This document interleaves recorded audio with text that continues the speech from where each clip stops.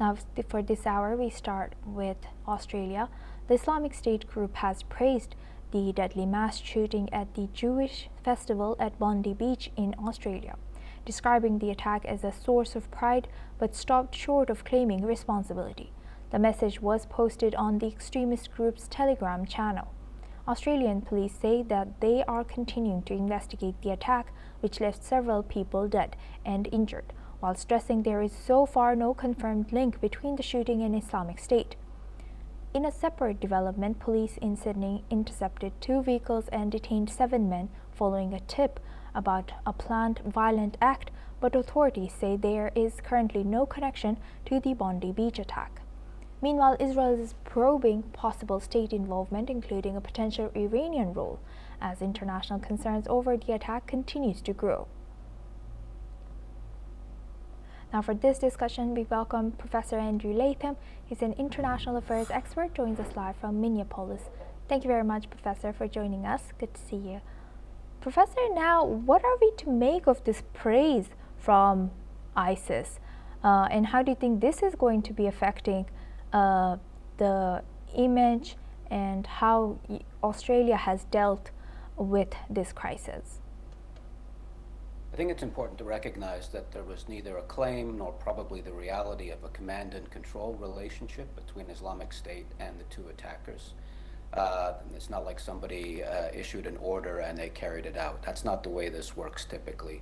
There are 2 other dynamics that are interconnected at play here, one of which is Islamic State and similar groups and the ideology that they espouse likely, obviously, inspired these 2 murderers to commit their heinous crimes against that Jewish population.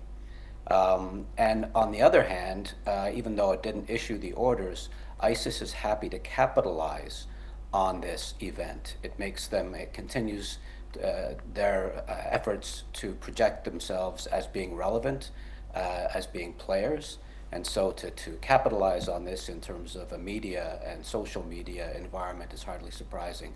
So no command and control, in all likelihood. That's probably traceable back to Tehran, but certainly inspiration and very, very certainly capitalizing on the media exposure for their cause. You know, since you rightfully mentioned, and many reports suggest that these things or media coverage do empower these kind of terrorist organizations. Also, some individuals who watch these things and then get emboldened or confident to carry out such. How do you think? How should media cover these things, and what responsibility does media hold in covering these things? Well, it's a broad brush. I wouldn't want to tar all media with it. Some media are very responsible. They report the facts. They do not valorize anything other than human dignity and the loss of human life, and the affront that is to human dignity. But other media outlets that are more closely tied to the jihadist cause, the so-called anti-Zionist cause, which is blurred into simple anti-Semitism, they are a little less, let's just say that they adhere to the norms and standards of respectable media far less closely. They are often mouthpieces for particular governments or particular movements. And then quite apart from traditional media, there's the whole social media ecosystem, which is full of echo chambers, in which narratives like this will bounce about amongst a particular audience, which will find it to be very gratifying, will find it to be very rewarding, and will inspire and embolden them as well.